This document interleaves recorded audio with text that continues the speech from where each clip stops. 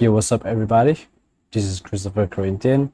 As you know, we are going to react to another video by Candace Owens, Infiltration. Charlie Kirk was being tracked for years. Candace episode 256. I can't wait for this. Let's get the party started. All right, you guys. Well, if Halloween is your thing, then I definitively have a scary story for you. And it's scary because it's not fiction. Okay, this is real life. The assassination of my friend Charlie Kirk. We are now, I believe, extremely close to solving this thing. I think after this episode, you are going to recognize that there is just irrefutable proof that there were, in fact, foreign actors involved. And of course, that implies that our government knows. Our government absolutely knows. We already felt that way. So let's jump right back into this impromptu episode. Welcome back to Candace. Impromptu episode. Let's go, man.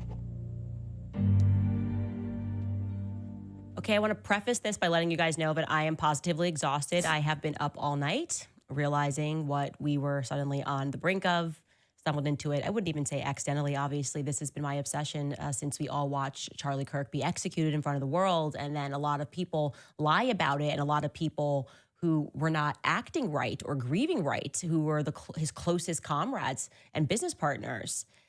And let's be frank, as I get inch closer and closer to discovering the truth, we should recognize that this is pretty dangerous stuff.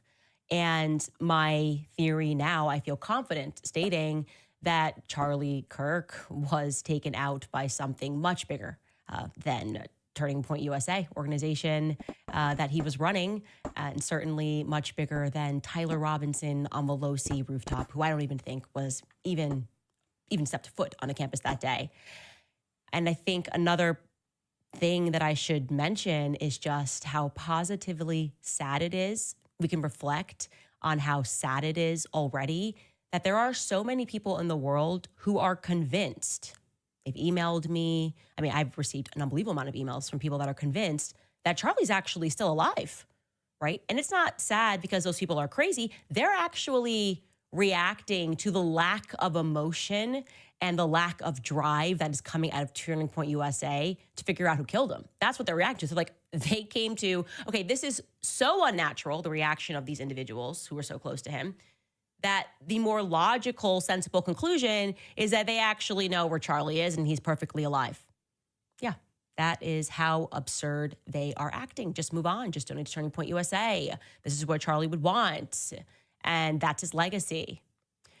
So what happened? Why are we here? Why are we live on Friday? I gave up Fridays, but this is so relevant to what's happening. And I wanted to get this information out so that everyone in the world who has been helping me investigate could have the weekend to do research and we can information share. The answer to the centralized intelligence agency, as we have said, is the decentralized intelligence agency. We must decentralize ourselves to plug out of this utterly demonic system.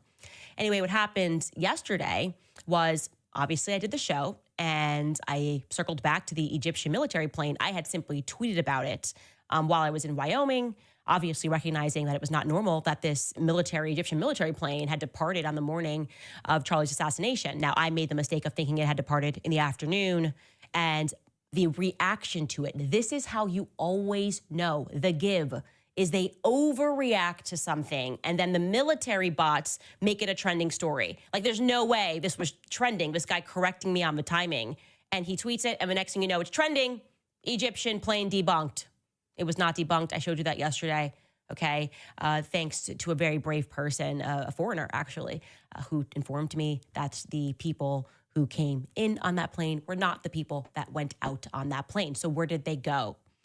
They were estimating like approximately 18 people were on the plane that came over and far less were on the way back. Where did these people go? Well, let me tell you something. As you know, because I am relying on you guys for tips, I'm grateful that I have a platform, but I don't exist without you guys.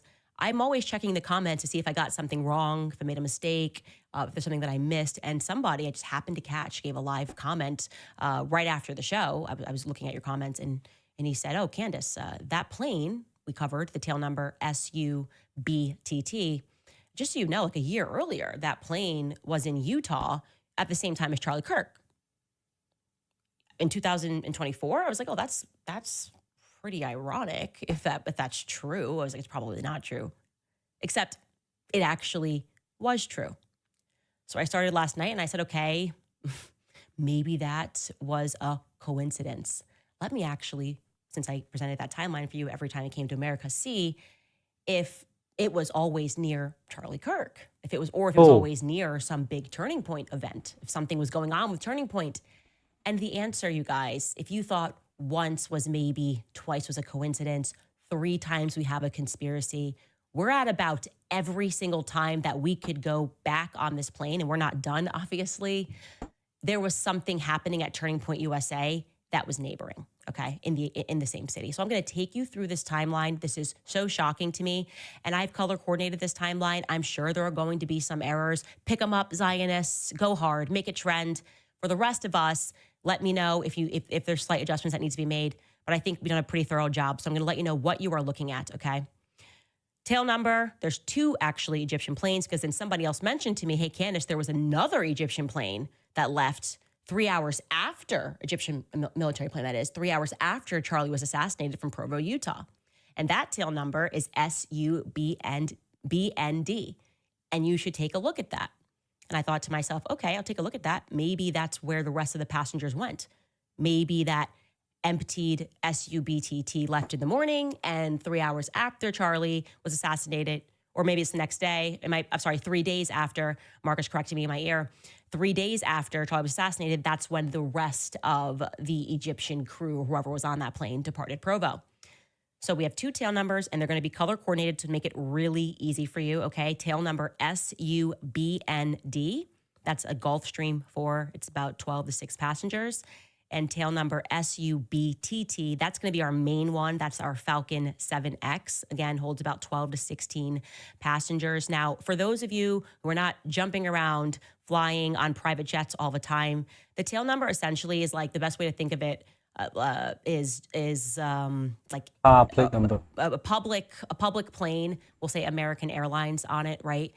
In order for systems to know how planes are moving in the sky, they kind of have to give them a license plate in the sky, so to speak, right? So the tail number is a unique license plate that literally is called the tail number because it's on the tail of the plane, okay? Вы все еще мучаетесь тем, как запомнить все времена английского Color tail number. Okay, hold on. Let me. языка, смотрят на мир.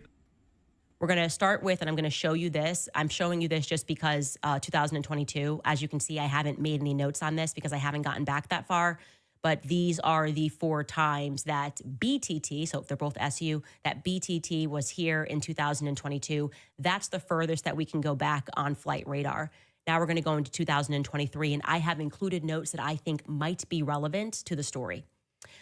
So in 2023, Charlie Kirk, I went back on his X feed, and he is hitting hard on Ukraine. I mean, like, he's tweeting out photos of Zelensky half naked because, you know, he used to be an actor. Obviously, he's a homosexual male. He's basically demanding, keep this up the whole time, guys. What? I want them to be able to Wait. look through this. He's basically demanding that we pull out of the Ukrainian war. He's accusing Ukraine and Zelensky of corruption, of financial fraud, of money laundering. You go back, and he's just basically declared war on the Ukrainian war, figuratively speaking, okay? And he's not siding on Team Ukraine. He's not pro-Russia, but he's not Team Ukraine. I think that's relevant, obviously, because, when you talk about money laundering around Ukraine and Romania, you're actually stepping on the heels of America, right? You're actually, that's not something that you can just say when you run this pro-American organization, given the fact that these people run our government. January 10th, 19th, I'm going to also say that I think this is relevant. Rob McCoy hosts the first ever Turning Point USA Faith Pastors Tour of Israel. He's guiding a group of pastors through Jerusalem. On February 20th, I think this might be relevant because the same people that infiltrated or hostilely took over James O'Keefe were involved with Turning Point USA. James O'Keefe was the founder and the president of Project Veritas, and he and Charlie and myself all met at the same time in November. that David Horowitz Freedom Center event that I was telling you about. James O'Keefe was really young, so we all kind of came up in this movement together and have always been very defensive of one another. So on January 20th, there's this like hostile takeover, what appears to the public at least is a hostile takeover of Project Veritas. James O'Keefe gets pushed out. He's ousted from the board of his own company, and Charlie publicly announces his support for what he perceives, like the rest of the world perceived, was a bit of a hostile takeover. Okay.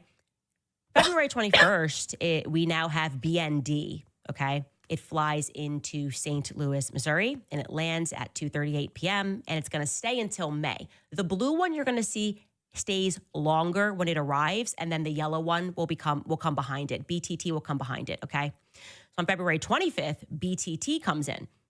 And BTT, again, they're both flying from Cairo every time, typically through Paris, and it then lands in St. Louis, Missouri. And this is relevant because on February 27th, this person who I hadn't heard of before, named Sean Foyt, I believe I'm saying that correctly, Sean Foyt, is announced as the Turning Point USA faith contributor.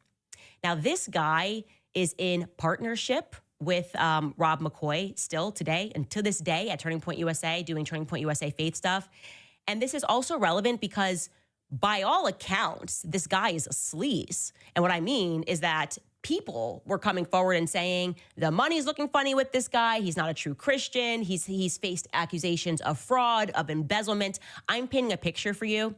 But to stay on this Sean Foyt thing, because I had to actually look him up. And I saw it on his biography and on Wikipedia, by the way. So I haven't done a deep dive on him by any means, but I was like, I recognize that name. And I recognize that name because many people emailed us after Charlie's assassination, and they thought Sean Foyt was the guy that was standing and cheering USA, USA. And I think he did a video and denied it, but that's the only it's the only way that I was familiar with that name.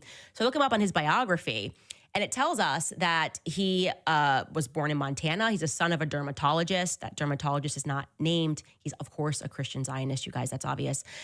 But he grew up playing music was born in Montana. He's a son of a dermatologist. That dermatologist is not named. He's, of course, a Christian Zionist, you guys. That's obvious. But he grew up playing music in a New Apostolic Reformation church, okay? New Apostolic Reformation.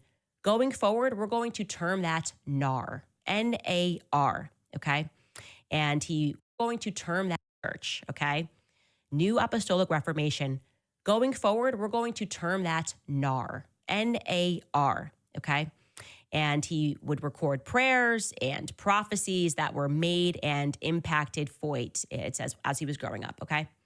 He was a part of the NAR Apostle Shay On's prayer rallies, it tells us, okay? Point being is that he is involved with NAR. Now, the reason why I'm telling you that is because there is a Twitter user, an ex-user named Melissa. She goes by Mel, and she uses the handle Village Crazy Lady. And her and I have been speaking because you just know when someone is a real one out there. And I've been watching her, and I'm like, okay, she's on it. She's like me. She's a mom. We're not messing around with what's going on in the world today. And she's been calling people out left and right. She's not pro-Israel. She's also a Catholic. And when her and I spoke about this Turning Point thing, she said, are you familiar with NAR?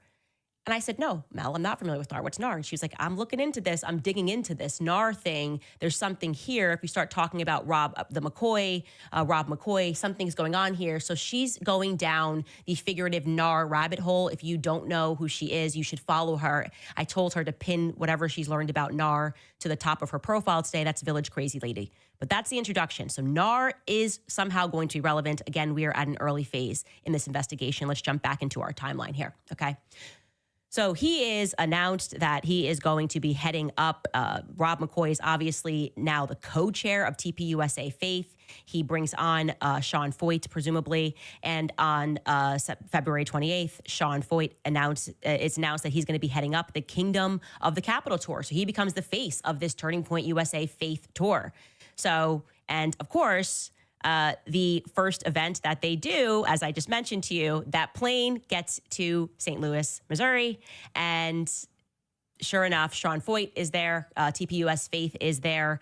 They are at the Capitol, and they're doing this event, okay? So interesting. I went, okay, That's kind of interesting. Let's keep going. Now I'm just going to scroll through this because this is timeline one for myself because it's going to keep building everywhere that Charlie is speaking, Charlie is speaking. Let's look at March 24th, 2027. I'll tell you why this is interesting to me.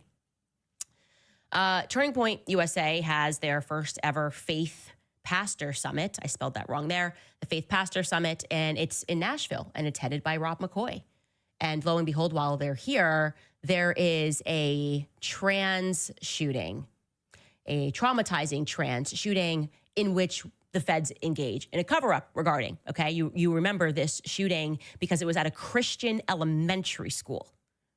It was at a Christian elementary school. It was incredibly traumatizing for all of us that lived here, and then doubly traumatizing, not just because we have kids, but because then we got no answers. They just wanted to hush this. This is just a crazy trans person. Nothing else to see here. Goodbye. Now, what I will say to you is Rob McCoy has got some terrible luck, is what I would say, because he's there when that trans shooting happens. Obviously, he's very close to Charlie Kirk when his shooting happens. He says, I was his pastor. But also, I had received a tip that Rob McCoy, who is from Thousand Oaks, which happens to be a very corrupt place, was very involved in a shooting that happened in 2018. When I say involved, I should rephrase that. I don't mean like he shot anybody. What I mean is that he was the nearby pastor of a Thousand Oaks shooting that happened at some bar where a veteran shot up a bar. Skylar, can you pull this up? Because I don't even remember the details. We received an email and they were like, he was very close with the shooter's mom. The shooter was a veteran. They killed 2 Marine vets among some other, it looks like, bystanders at this bar. What bar was it? Something Bar and Grill. I'll look it up in a second if you don't have that quickly. 2018. Give me 1 second, guys. I just want to make sure that we have the facts of when this happened. 2018 Thousand Oaks shooting. I can't hear you for talking in my ear, but yeah, there was a shooting here at the Borderline Bar. Okay, this is on November 7th, 2018. A former machine gunner in the Marines, okay, opens fire on patrons at the Borderline Bar and Grill. It kills 11 patrons and then himself. And then when you hear who the victims are, there's some other Marines and some veterans there. So I'm starting to get the feeling, by the way, and I don't know about the rest of you, and these are Candace's musings, that maybe these kind of random shootings that instantly get covered up, but always involve like an Army veteran, aren't actually that random, and maybe the military is involved in them, like there's a target inside of there. Okay, that's a segue. Going back to Rob McCoy and him having bad luck, this person tells me that he knew the shooter's mother, was his pastor or something, happy to correct that, but then also got close to the victim's family, and the victim's family got upset with him. Anyways, just put that in your back pocket. I just thought that I should mention that, like, he's got some luck, or bad luck rather, okay? March 27th, like I said, is when we have that trans shooting at Covenant Elementary School in Nashville. And then we go back into our timeline. You can see on April 1st, we have that plane. We're going to call it the yellow plane for the sake of this timeline. The yellow plane flies from Cairo, always via Paris, to St. Louis again, and it lands in Missouri. And guess what? April 2nd, TPUS Faith, co-chaired by Rob McCoy, kicks off their tour with an event headed by Sean Foy in Jefferson City, Missouri, the very next day while this plane is here. Okay, let's keep going. Okay, April 6th, it leaves, and it always goes through Delaware when it leaves, and it goes back to Cairo. Okay. Now, I am just kind of putting down for you here, again, other places where Charlie's here, where he is, because I know that this is going to build into my timeline. You know, I'm looking, and Sean Foy is in Israel related to some more faith stuff. I don't know if Turning Point sponsors that trip or not. That's why I put a note there. Charlie is speaking in Sacramento on the April 13th. Yellow plane again comes in. This time it flies to Kansas. Cairo to Kansas. And on April 23rd, Sean Foy heads up the TPUSA Faith Kingdom to the Capital Tour event, which happens to be in Topeka, Kansas. So I have a question. How did he get here from Israel? Did he fly into Wichita the day before and then make the very short drive and make his event? I don't know, but I'm putting it in there because once again, we have this plane in here and we've got another TPUSA Faith event that is happening right around the corner. It's about, I think, just under 2 hours to get from Wichita, Kansas to Topeka, where the TPUSA Faith Kingdom of the Capitol tour continues. Okay. April 3rd, BND is in here does a test flight. I think I might have dropped this blue thing. Oh yeah, it's been here the whole time. That's right. This plane stays here a long time. So it's been here from February 21st, and then it's going to head out, and it just leaves on May 9th. Okay. That's going to end 2023. Literally every time this plane is here, I can pin a TPUSA Faith event that's happening, which is like some luck, right? February 9th, we're going now into 2024. I guess actually let's start with January. On January 3rd, 2024, Mikey McCoy is promoted to the Chief of Staff of Turning Point USA. I have the internal email, so that is a fact. He gets the promotion, and now you can see, I guess the McCoys are much more involved in Turning Point USA. I did not know them, so this has to be the year that they got super involved because I'm going to do my last speech for them in June of 2024. Anyways, he gets promoted to Chief of Staff, and then on February 8th, Charlie's campus tour is publicly announced. I'm doing it with him. On February 9th, our plane comes in. Our Egyptian military plane comes in. This time it is headed to Nebraska, and it lands in Nebraska and then flies straight to Lincoln, Nebraska. It lands in Omaha, and then flies straight over to Lincoln, and it stays in Lincoln for a mysterious 5 days. Now, I'm racking my brains. I couldn't find anything going on with Turning Point, but I was like, I bet there's something going on in Turning Point in Lincoln, Nebraska, because that's a pretty precise location for this plane to go to. And lo and behold, Turning Point USA on February 11th, while this is going on, starts a chapter in Lincoln, Nebraska. I'm not kidding. Here's the post. Now, to be clear, because people will go out and say, oh, they already had events at the University of Nebraska. They had a regional chapter, which in Turning Point lingo, like if there's not enough interest in a certain area, they will develop these regional chapters, and people in that area who are interested in Turning Point USA will work to make events happen. They did not have a Lincoln-specific Nebraska chapter, according to their own Instagram, as you can see, until February 11th. This is a chapter Instagram, I should be clear. This is the UNL, University of Nebraska, Lincoln, and they're saying it's going to be our first weekly meeting. Here it is. And I think you cut off the bottom. Oh, and it's on the right side. Starting next week, TPUSA at UNL, it is official. Our first weekly meeting. Okay, February 20th, Nebraska City campus. You got it. You got it. I would like to know, if you are a Turning Point USA insider and you are watching this show, who started that chapter. That is very relevant to my research right now. Who started the Lincoln, Nebraska chapter? Because I can't find that. I've looked through. I've tried to see who was the first person. Typically, I think to start a charter chapter, you have to apply. So there's got to be some students, and maybe you're in Lincoln, Nebraska, and you can ask around who said, hey, let's start this chapter in Lincoln, Nebraska, all by ourselves. We're not going to be regional anymore. I need to know who that is, okay? So that happens, and then on February 14th, our plane departs back for Cairo. And this time, BTT departs Cairo, stays in Wilmington for 2 days, and then heads back to Cairo on the 16th. Yeah, okay, so that's February 14th, right? It comes back pretty quickly. On March 29th, BTT, our yellow plane, departs Egypt again, and it comes back to Wichita, Kansas. It lands at 2:19 p.m. in Wichita, Kansas.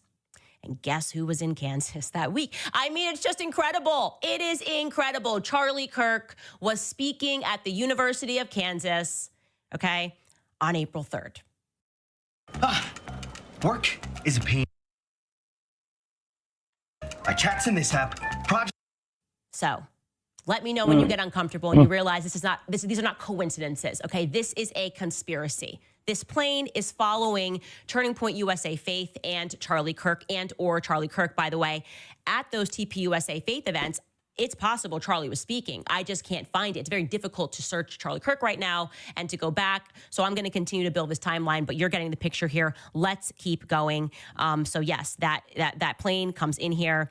And then I have here on April 9th that Charlie is in Omaha, Nebraska, speaking at the Lord of Hosts Church. So he's doing TPUSA faith stuff in general. And then we get our blue plane comes in. Our blue plane, remember, is the one that whenever it's here, it's going to sit for a little bit, and it sure does sit for a little bit on April 19th. It goes to Provo. It comes in from Cairo via Paris. It makes a stop in Salt Lake City and then goes on to Provo. That is April 19th, okay? Lo and behold, BTT is then going to come in from Cairo via Paris through North Dakota to Provo. The planes are together. Again, they're meeting up. They're kind of tracking each other. And who's in the area? Who's in Utah at the same time? Of course, Charlie Kirk. Charlie Kirk is doing a Salt Lake University event. Sorry, it's not Salt Lake University. It's the University of Utah at Salt Lake City. I think that's correct. So he is doing an event at Salt Lake at the University of Utah. It's a Prove Me Wrong event. Charlie Kirk is here, of course. And then we have that BTT, that's our yellow plane, departs on April 28th. Charlie's event is over, so we can move on. Also have here that Charlie spoke in North Dakota, so he's in the area. And then on July 17th, our blue plane is going to leave, right? It always lags behind our yellow plane.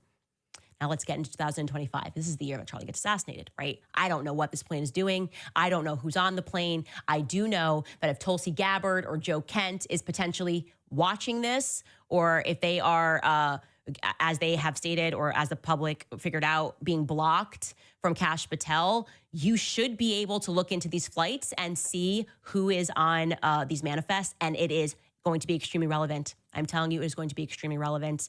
And my best guess is that they are going to try to hide that or lie about it. And I'm wondering if these planes potentially maybe had some Americans on them, because that would be incredibly relevant. Anyways, let's get into 2025 here. We're going to start with just the planes don't come in at all in the beginning. This is me just putting down Charlie's schedule. May 23rd is the first time one of the planes come in, and that is the blue plane. The blue plane sits and it stays for a while. And I'm going to say that to us, when we looked at this, it appeared to be a legitimate maintenance stop, like that they came in because there was just some test flying that was happening around that time. I don't know for certain. Obviously, we're building upon this timeline, but the blue plane, our lag plane, gets into Provo on May 23rd, okay? We're going to keep with this timeline. You can see in June of 2025, by the way, is when the article broke. Sean Foyt is credibly accused of having been involved in fraud and embezzlement. There are multiple organizations that are binding together to say that he's immoral, he is unethical, that he has shady financial activities, he's misrepresented his ministry activities, ceaseless financial solicitation they accuse him of, intermingled with grand visions, which has led to untold financial gain and a steady stream of unpaid labor from volunteers. Starting to sound a little bit familiar here. And they make statements that he was purportedly using, and I'm going to say this is allegedly, I'm reading this from the article, using business credit cards for personal expenses. He diverted donations to personal accounts. He inflated the prices that were paid to vendors. He's using ministry funds to rent his own cabin in Montana for the ministry board meeting. I mean, there's all of these allegations that are coming from him. And by the way, even people who formerly worked at Turning Point USA say the same thing, that there's something not right about Sean Foyt. Now, despite all of this, and this breaks down the very many properties that they say are owned by him, very expensive properties, by the way, there's always going to be a real estate, there's almost going to be like a real estate theme, and what we're going to discuss later. They're breaking down, like, this guy owns a ton of properties. He's moving a lot of properties. That's interesting to me. When the money is looking funny and you see that people own a lot of properties, you should be interested, okay? I'm not making any allegations against him, but I'm going to make some broader allegations that when I started piercing this layer of the Mormon church, I was like, is this a church or is this a real estate empire? Never seen so many real estate transactions in my life. People that were paying cash more than what the property was worth. And I'm going, when I see this much real estate being purchased in cash, I know a thing or two about money laundering. It's a good business to be in, is all I'm saying, right? It's a good business to be in. And I got to be honest, these mega churches are looking a little funny, okay? They're looking a little funny. What was it, Joel Osteen? Like, the plumber was fixing a toilet and found like $1 million in the hole. Do you remember this story? Mega church pastor Joel Osteen, his church. I think it was, I got to pull it up if you can find it, Skylar. The plumber is like, hey, I'm here to fix the toilet, and finds that actually there's like almost $1 million of cash in one of the walls. And I think Joel Osteen issued a statement and was like, oh, well, you know, we are very surprised to see this. It's very strange. This is in the walls of our church. That's amazing. God has blessed us greatly for supporting Israel. I'm joking. He didn't say that. But I think the excuse that he gave, here it is, the plumber doing repairs, November 10th at the mega church, blah, blah, blah. There was a loose toilet in the wall. We removed the tile, and boom, 500 envelopes fell out of the wall. And I was like, oh, wow. And then the plumber contacted maintenance. And Joel Osteen's excuse was like, we had some money that was missing at the church. Here it is. I don't know why they're like, I don't know, these pastors like tickle me now. It's like, I don't know. That's so crazy. That is so crazy. There you are. There you are, $1 million. I did not see you there. Happens all the time. Rich people problems, you know? Rich people problems, just so much money. You got to put it behind a toilet. And he said that that's what they thought maybe it was. To me, when I hear cash flowing like that, my mind goes to, and we're talking like a lot of these mega churches are always in California or Arizona, and I'm not saying this about Joel Osteen. I'm talking about the broader implications of cash being found in any place. I'm thinking the cartels, right? Like that's where my mind's at. I'm thinking cartel money is flowing through the border and could end up in a closet somewhere. Again, I'm not correlating that to Joel Osteen, but I do think the fact that that money was found there is weird, and his excuse makes no sense. I will say that. Now, jumping back into our timeline, where was I just now? We are, this is when things start to get a little spicy for Charlie Kirk, okay? So that's Sean Foyt. That's June 2025. Money's looking funny, according to multiple people and organizations that have worked with him. Mark has made a note. No, that's incorrect, Mark. I checked this 3 times. You're thinking about, you're saying that, oh, sorry. Yeah, that's where we were just at. No.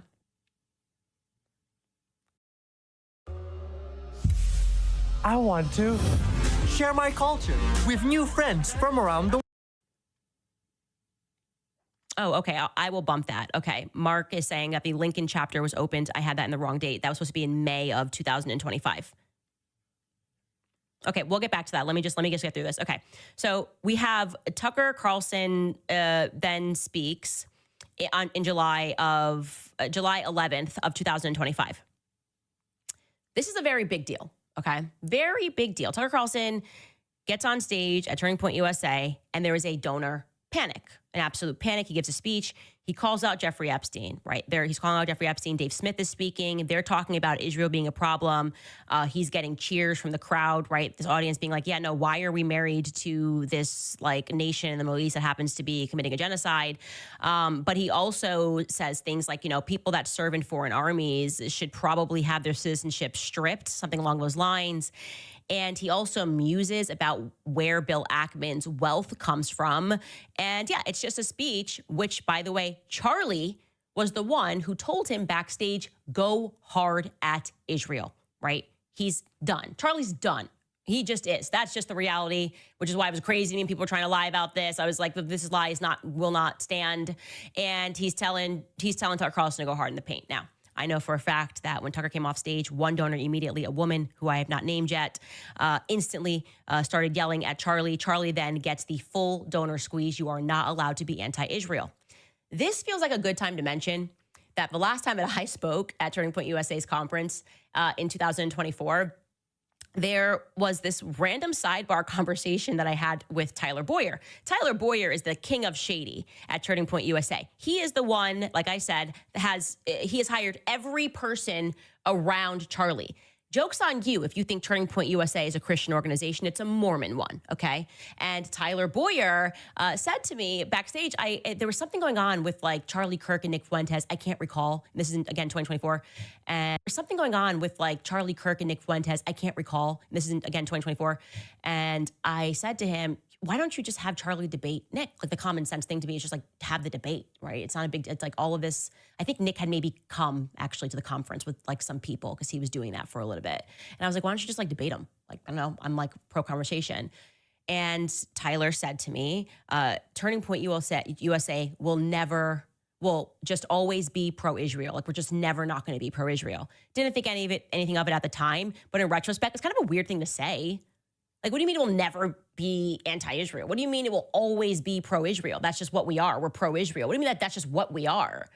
You're supposed to be an organization that's dedicated to free speech. And what comes with free speech is the ability to think freely, the ability to process the information that is being spoken to you and to think freely. You care about free markets, which I think actually relies upon free speech to have free markets. I don't even think the markets are free right now. And so I'm just trying to understand this concept that Turning Point is just never going to not be pro-Israel, actually, in the retrospect. And so if we fast forward a year later, Tucker Carlson's on the stage and his hype boy, his hype man is Charlie Kirk, and he's like, just hit him hard. And he goes out there and he hits them harder than anything. And suddenly there's an explosion, right? And they're really angry. They are very angry. Josh Hammer is angry. Seth Dillon is angry.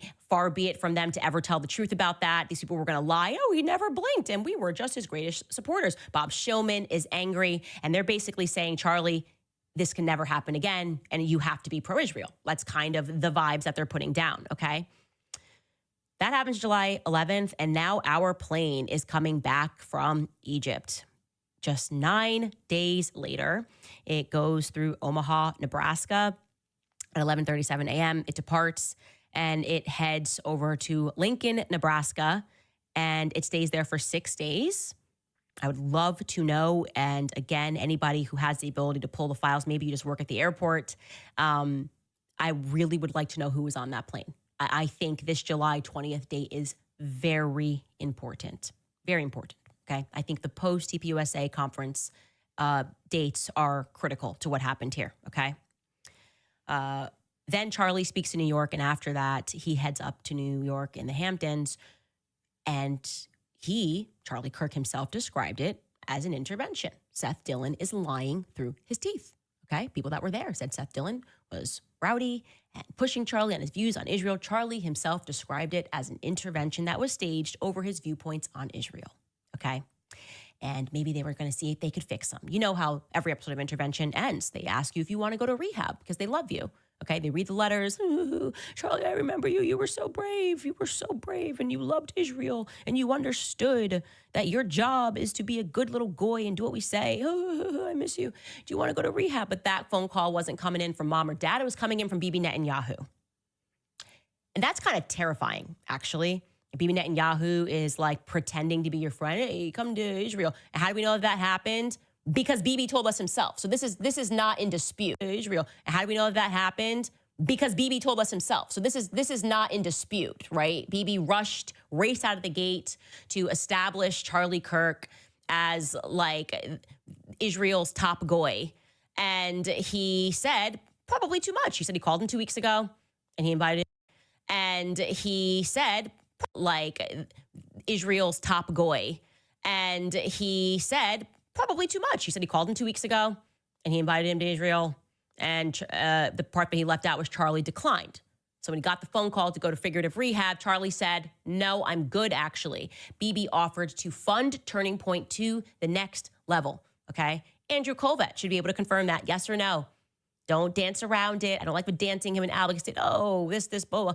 It's a yes, okay? Take it to the next level. With what money, though, actually?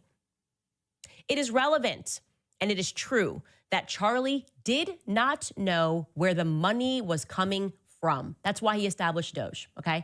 He did not know where the money was coming from or where it was going to. That sounds to me like a very sophisticated money laundering operation could have been happening under his nose. Now, I'm not a forensic accountant. I am saying this so that those of you who are forensic accountants can go do what you do and figure out, for Charlie, establish the internet Doge, okay? Where was the money coming from and where was it going to? And then my Turning Point insiders tell me the money was indeed looking funny. Okay, it was just a lot of money coming in really fast, then going out really fast. And I can tell you what it sounds like. We don't have any facts on that. We only have just a sense of Charlie's emotion at the time. He says, no, BB, I don't know maybe where this money's coming from. I'm good. I'm not going to go to rehab in Israel, and I'm not going to take your money. Charlie says, no, okay.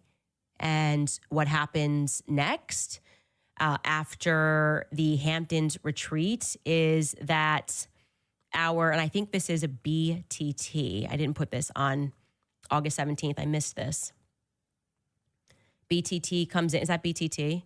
Stays for 6 days. Yeah, because it went back to Cairo. BTT, that's our yellow plane, comes into Nebraska and again does that trip into Lincoln immediately. And again, I think these trips are very important. Okay? Turning Point USA insiders, I know some of you guys are becoming more and more courageous. What was going on in Nebraska? What's going on at the Lincoln chapter? How did the Lincoln chapter come together? I think you were making a note that was supposed to be in 2025. The Lincoln chapter came together. Is that what you were saying, Mark?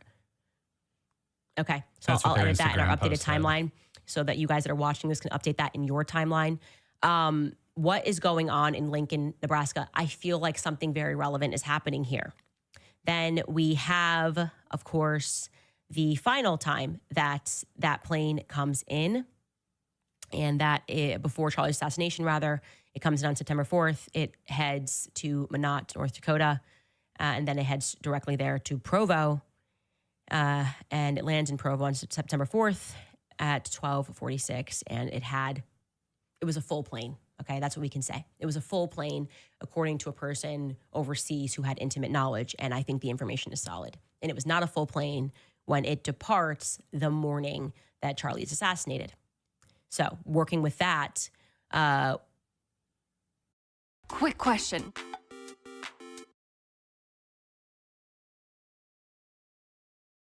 Meet your ad. What's going on here? With that, what's going on here? What's going on here?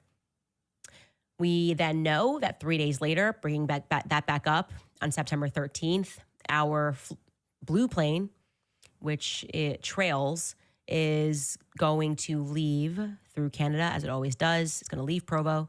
It's going to go through Canada, through Paris, and back home to Cairo 3 days following Charlie Kirk's assassination. Did that plane perhaps have the rest of the people that were left behind? What is going on? I want to know. One more thing that I want to mention to you. And Skylar, I actually didn't tell you. I want to make sure that you pull up just what I want you. Okay, under the notes from me, Charlie, because this is stuff that we're working on. I mean, Charlie, goodness. The notes from me, Skylar, it says 2 jets that landed from Arizona into Provo, because we started tracking those jets because I think the planes are going to tell us a story. If you could just copy that, and from there up into the 9/11, yeah, that'd be great so that they can see that. We started then looking at the planes that day, and something that struck us as actually, Charlie, Charlie, goodness, Skylar, if you could just delete the name of the agent is the only thing I would delete because it's not relevant for them. I mean, it's obviously public information, but I don't want this person to get inundated. Anyway, so there were 2 planes that we could find that right after Charlie gets shot, scrambled, and from Scottsdale, Arizona, we're trying to figure out who came in. And something that caught us, something that we think is interesting, is that the tail number 940JD, right, had a day where they went up from Scottsdale in the morning.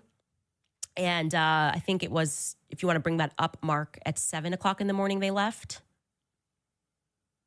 you want to pull it up, that's N40JD. I want to say it leaves at 7 o'clock in the morning. Oh, no, that's the other tail number. Just kidding. The G5 plane. Okay, switch that. This is why he needs to bring this in. Tail number N102DZ. We'll have it up in a second. N102DZ we're interested in because at 7:12 a.m. in the morning in Scottsdale, so that's local time in Scottsdale, it flies from Scottsdale to Salt Lake City. So instantly I was like, oh, this could be Charlie's plane. But then, like, why would Charlie fly into Salt Lake City? No, he would fly into Provo, obviously, because Salt Lake City is like 60 miles away. You don't fly private so that you can then take a 60-mile car, unless there's some reason that you would have to, like the airport was closed. And I don't think that's true. Maybe it is. You guys can let me know. But this plane flew from Scottsdale and then landed in Salt Lake City at 9:23 a.m. local time.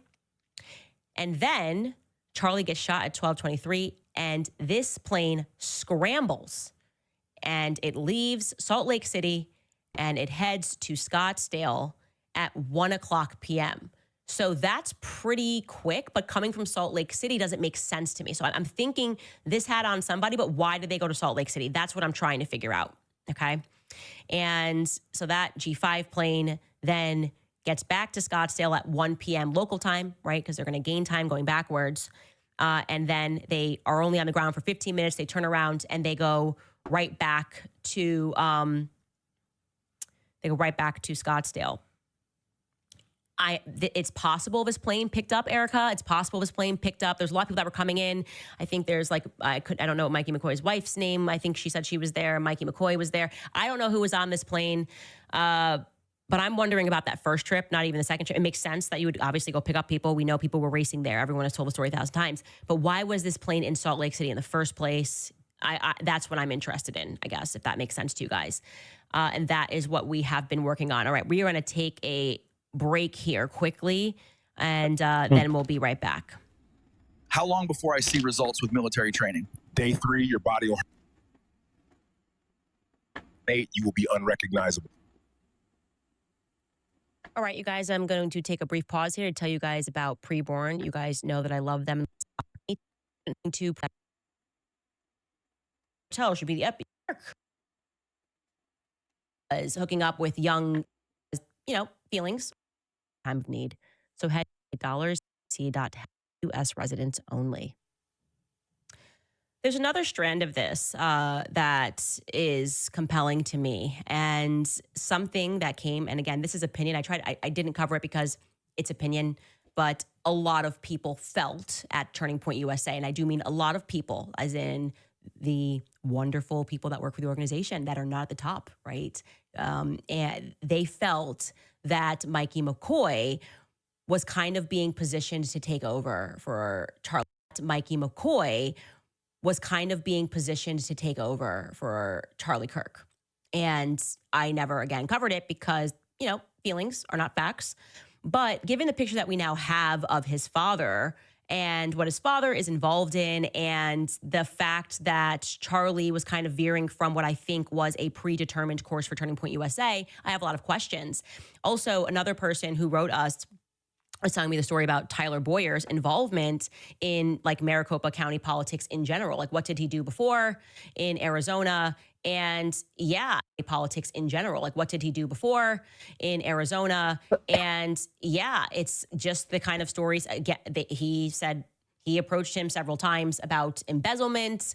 Tyler was hooking up with young interns, young male interns, or young male workers. And he didn't even care. He's like, I will go on record because all of this happened. And I had the proof that all of this happened. And everybody knows about Tyler Boyer at Turning Point USA. It's like an absurdity. But this is the person that is putting people into places of power at Turning Point USA. He's just involved. And something that was interesting is also how many Russian speakers there are. I was telling you, UV workers with young interns, young male interns. Hooking up? Wait.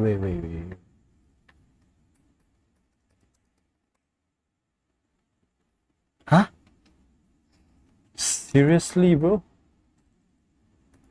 Tyler Boyer?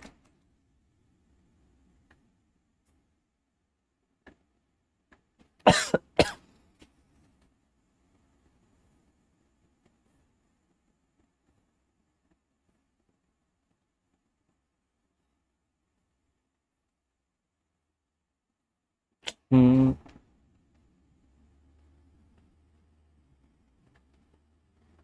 Guys, can you let me know, is it sexual or not?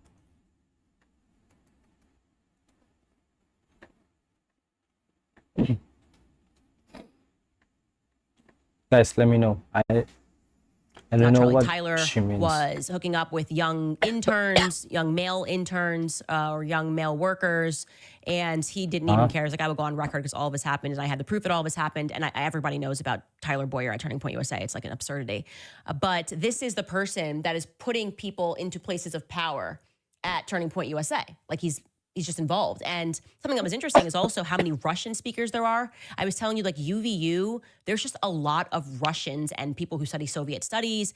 Even the president of UVU majored in Soviet studies. Tyler Boyer majored in Soviet studies. He's a fluent Russian speaker. He spent years. And I'm going to assume when I say they speak Russian, that they're probably more tied to Ukraine, like kind of coming full circle on that, because a lot of times people wrongly assume that people who speak Russian are Russian. And actually, Ukrainians, until they like made it a law, they had to stop speaking Russian quite recently, were Russian speakers, right? Because it's Russia and it's their home. So it's interesting to consider that there are a lot of, I think even Mikey McCoy's wife might be Ukrainian. Correct me if I'm wrong on that. But that's something that I think is interesting as well. Or could be interesting. It might not be interesting, but definitely on the Tyler Boyer front, it's very interesting. He was involved with orphanages in the Ukraine, posted about helping Russian-speaking orphans or whatever it is years ago. Like I'm talking like 10 years ago. I just don't like it. I don't like it. The vibes don't feel right. What was going on? Why was Turning Point, what was their campus doing? Why are people at Turning Point saying they don't know where the money's coming from? Why is no one seem to be grieving him in the right way? Why does it feel to me like a hostile takeover of a company? That's how I personally feel, okay? That's how I feel. I feel this was a hostile takeover of a company. And I feel that the company became bigger than Charlie because Charlie was too ambitious and Charlie trusted people. And he trusted that people were in it for the right reasons. And what I have learned in politics is people are hardly ever in it for the right reasons. Truly. If you are getting into politics, you think you're going to meet good people, you're out of your mind. You are out of your mind. In fact, if you have a lot of friends in politics, I probably already know that I can't trust you because I know what it takes to keep friends in politics.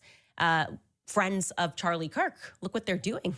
Kash Patel, Charlie had him on his show. Kash Patel should be the FBI director. He fought for that. Look how Kash Patel, Charlie had him on his show. Kash Patel should be the FBI director. He fought for that. Look how Kash Patel is acting, right? 33 hours, wink, wink, Freemasons, wink, wink, wink. Oh, Tyler Robinson's file adds up to 33. Oh, the Freemason Lodge in St. George or in Utah is number 33. It's like, we get it, okay? This was an assassination at a very high level, and they do communicate with numerology.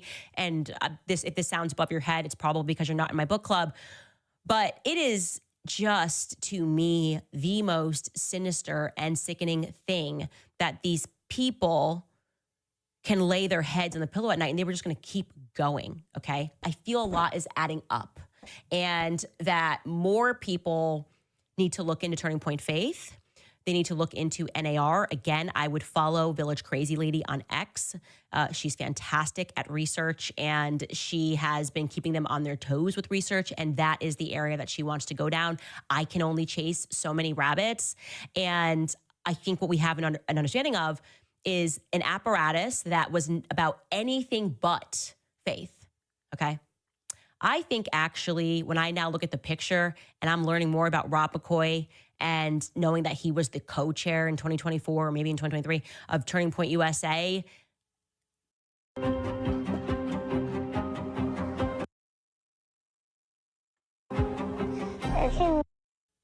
they believe, and this is why the Christian Zionism thing becomes so important, that they can hijack our emotions and tell us that it's our biblical duty to support the state of Israel, because I think the state of Israel is probably involved in what is happening at the border, in what is happening overseas. It is definitively involved in all these wars. I mean, everywhere you look, Israel pops up. It doesn't matter if you're talking about Congo. They'll be like, well, look at what the Christians being slaughtered in Congo. Oopsies, Dan Gertler, the diamond thing. How are they number one in the diamond trade? They don't live in a place with diamonds that grow. So like, I mean, what are we even talking about? Like, what are we talking about with this nation? What are we talking about? Charlie was a Christian Zionist because he believed that was true. And I actually believe it is a perversion of scripture. And I am begging you all, those of you who go to these mega churches, those of you who are evangelical, who follow these evangelical influencers, you are probably noticing about now that they are mum on the topic of Charlie Kirk. They want to move on. They want to let it be known that it's just a trans shooter. Not one of them is standing up and going, no, no, no, no. I spiritually feel that something is wrong. We all feel that something is spiritually wrong, and yet these people are trying to tell you if there's nothing to see here. That needs to be your wake-up call. If there is going to be a turning point, it is not going to be the one that they expected, okay? I sense that. There will be a turning point, but it is not going to be the one that they were banking on, where a bunch of Christians are sold slop and are told that it is their God duty to support the nation of Israel, while looking away from the fact that they're acting real weird in the hours after Charlie's assassination, doing way too much. Man is cartwheeling to tell you they had nothing to do with it. They are asking you to set aside your instinct, your gut instinct, your God instinct. You recognize something is wrong. That's why you're watching this show. You are recognizing that the people around Charlie are not acting in the way that they should be acting, that their emotionality is not meeting the moment of violence that we all witnessed. Instead, they're turning on me. They're making videos about me for investigating. They're lying to you about where Charlie was on his faith journey. That's hush hush. The Catholic thing must stay hush hush. Why? It's all kind of adding up, right? They're attacking Tucker Carlson because he's attacking Christian Zionism. They're angry at Charlie because it's looking like he might get off the Christian Zionist reservation, because that's what it is, okay? That's a plantation. And what they are mining is your emotion. What they are mining is your belief in God. And there's no question in my mind. It is corrupt, but it is also dangerous. It is dangerously corrupt. And I think that Charlie learned this lesson the hard way. I'm appreciative to all of you guys who are sending me emails. You're worried about my safety. Please stop sending those, okay? I understand what I am doing. I have read my messages over and over again. Please stop sending those, okay?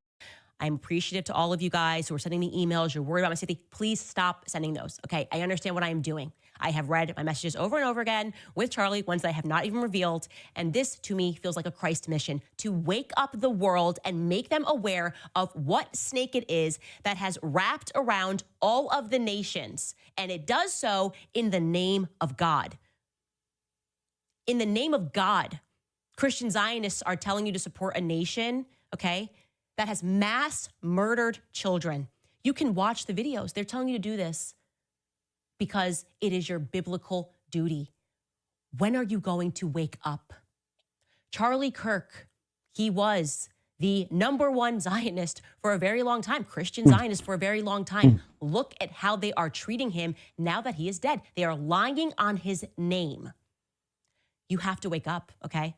It is my mission to share this information with you to get you to wake up, because I think Charlie was right. I think there was something about me and him together, okay, that was, I don't know, like just meant to happen, you know? Not in the way that some of you guys are interpreting that. The kid, he was literally my kid brother, but I mean, like, there was a higher calling to his assassination, which he knew was coming. He knew he was going to die. He said from the time he started Turning Point USA that his life was going to be short, and he knew that I would be the one to fight for him. He knew that it was going to be me that was going to be the one that would fight for him. He knew that I would be his David, and it is that relationship that we described yesterday, the David and the Jonathan. He was my friend, okay? I watched him work, but more than anything else, I laughed with him. He was my friend. And you are not meant spiritually to watch your friend catch a bullet in the throat. And you've got two things after that happens that you can do, okay? You can run from it. You can run from it and say, I don't want to end up like him. Or you can fight like hell to find out who did it to him. And I have chosen option 2. All right? I'm going to take some of your comments after we get back from this brief break. Stop taking your meetings, not your. All right, you guys, jumping in here to remind you about American financing, because what if you could delay So your what do you think, it's quite guys? radical by building What do you think? Charlie, very quickly order. That's It's insane, man. NIMIskincare.com. All right, guys, very quickly, because I am going to jump to a dinner reservation. Somebody made a comment, and thank you for that. Charlie actually did fly into Salt Lake City, so that was his plane. So that does make sense. They would have had information. I was wondering why he was in Salt Lake City, but apparently he had an interview with Restaurantology Summit. So you can ignore that tidbit. Comments from Stars saying, making sure I send a super chat today since the Zionists want to call you vermin for having so many supporters of truth. Thank you. Voiceless writes, I'd love to see how all of them to wake up to what has happened in Gaza and what has actually been going on, and the scales may fall from your eyes as quickly as they fell from mine. On the topic of Israel, there is no justification. There definitively cannot be any godly justification for what they have done and what they have always done in Gaza. It is not new. It's not starting October 7th. Okay. This has been going on since they stole their land at gunpoint. It has been an effective Holocaust since 1948. By the legal definition of a Holocaust, which Norm Finkelstein will explain better than I do. And once you recognize the people defending that, beyond this, you will start to look at them as possessed by some sort of a demon. And typically that demon is just money. Okay. They just want the money. And the Bible is explicit about that, right? You can't have both. And like I said, God's chosen people do not endorse that. In fact, only Satan chosen people could. Anyways, we will see you guys on Monday. All right, guys, what do you guys think about this, man? It's getting more insane. Yeah, if you have any opinion or comments, let me know down in the comment section, and I would like to cover all your opinions and comments. If you have any video that you want me to react to, make sure to let me know down in the comment section also. And I'll see you guys in the next one. But before I go, let me show you my new music, okay? I'm preparing my debut album. You can go to my channel right here. I'm Dubstep. Dubstep is my debut album title. I'll give you a snippet, all right? I hope you enjoy this. А внутри пустота.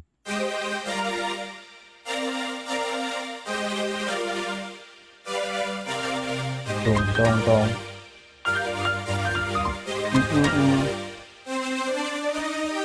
Boom.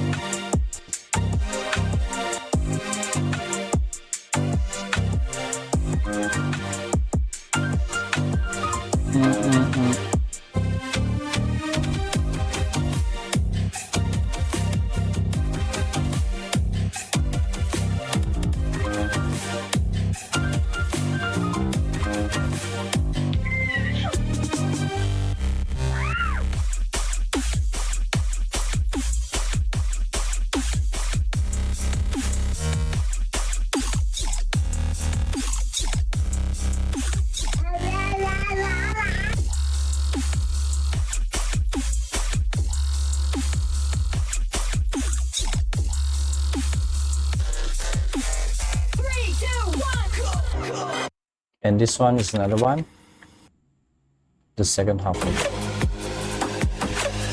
Like the garbage, and then you burn it. So what do we get? We get air pollution, we get really bad smell. When you look at the papers, like a big pile of papers, you feel like it's so yeah. I felt that and it's like, I mean, like not only in your house, in the place that you burn, but all the houses, all the places around you, you will need to face the people around you, like in other words.